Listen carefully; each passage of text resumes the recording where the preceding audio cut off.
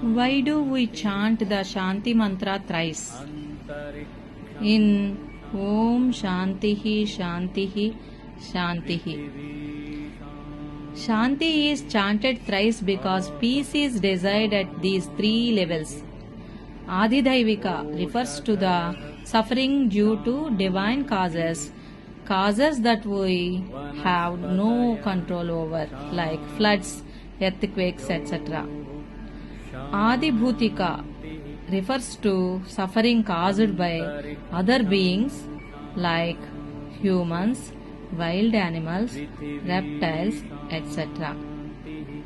Adhyatmika refers to suffering that is most damaging and long-lasting as we inflict it on ourselves.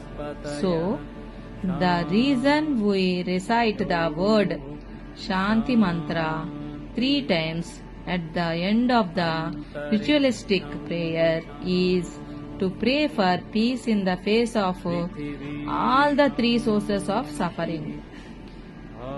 Om Shantihi Shantihi Shantihi. Oshadhayah Shantihi